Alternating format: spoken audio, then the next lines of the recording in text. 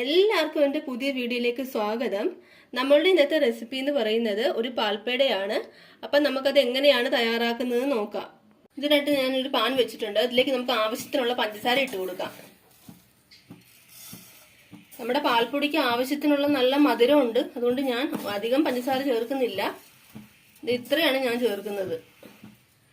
ഇനി നമുക്കിതിലേക്ക് ആവശ്യത്തിനുള്ള വെള്ളവും കൂടി ഒഴിച്ചു കൊടുക്കാം.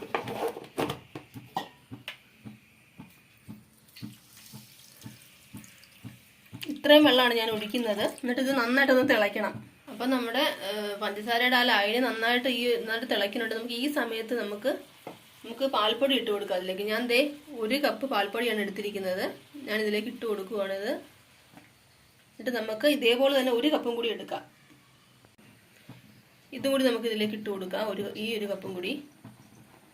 എന്നിട്ട് നമുക്കിതൊന്ന് നന്നായിട്ടൊന്ന് തീ കുറച്ച് വെച്ചിട്ട് നമുക്കിതുപോലെ ഒന്ന് മിക്സ് ചെയ്ത് കൊടുക്കണം. ഇനി നമുക്കിതിലേക്ക് ഏകദേശം ഈ ഒരു പരുവത്തിൽ കുറുകിയിട്ടുണ്ട്. ഇനി നമുക്കിതിലേക്ക് ഒരു നെയ്യ് ചേർത്ത് കൊടുക്കാം. ഒരു ശകലം നെയ്യ് ചേർത്താൽ മതി. നമുക്ക് ഇത് കൂടി ഇട്ടൊന്ന് മിക്സ് ചെയ്യാം. അപ്പം നമ്മുടെ പേടയ്ക്കുള്ള ഈ കൂട്ട് നമ്മൾ ചെറു തീയിൽ നമ്മൾ ഇതുപോലെ ഇളക്കി ഇതേപോലെ ഇങ്ങനെ കൊടുക്കുക. കണ്ട ഇപ്പം ഈ ഒരു പരുവത്തിലാണ്, വിട്ട് കിട്ടുന്ന രീതിയിലായിട്ടുണ്ട്.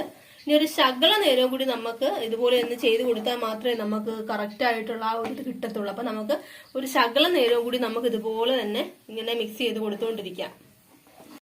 അപ്പം നമ്മുടെ പാൽപ്പേടയ്ക്കുള്ള ആ ഒരു കറക്റ്റ് ഇതായിട്ട് വന്നിട്ടുണ്ട്. നമുക്കിനി ഇത് ഓഫ് ചെയ്ത് കൊടുക്കാം, അല്ലെങ്കിൽ ഇത് ഒത്തിരി ഹാർഡായി പോകും. അപ്പം നമ്മുടെ കൈ പിടിക്കാൻ പറ്റുന്ന ആ ഒരു ചൂട്, ഇപ്പം നല്ല ചൂടുണ്ട്. അപ്പം നമ്മൾ ഒരു വലിപ്പത്തിൽ നമുക്ക് ഇതുപോലെ ഒന്ന് ഉരുട്ടി മാറ്റി വെക്കാം. പേടയ്ക്കുള്ളത് ഒരു വലിപ്പത്തിൽ ഇത് ഇങ്ങനെ വെച്ചേക്കുവാണ്. ഇത് ഇങ്ങനെ നമുക്കൊന്ന് ഉരുട്ടി കൊടുക്കാം. നല്ല ചൂടാണ്. നമ്മുടെ കൈ പിടിക്കാൻ പറ്റണ ആ ചൂടാകുമ്പോൾ മാത്രം നമ്മൾ കൈ പിടിക്കാവുള്ളൂ, അല്ലെങ്കിൽ നമ്മുടെ കൈ പൊള്ളി പോകും. ഇത് നമുക്ക് ഇങ്ങനെ ഒന്ന് പതിച്ചു കൊടുക്കാം.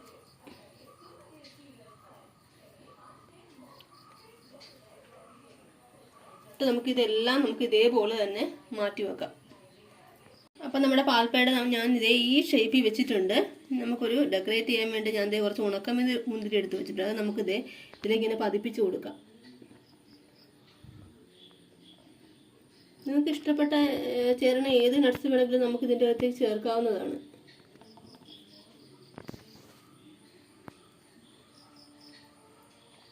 ഇതേപോലെ നമുക്കെല്ലാം മാറ്റി വെക്കാം ഇതുപോലെ.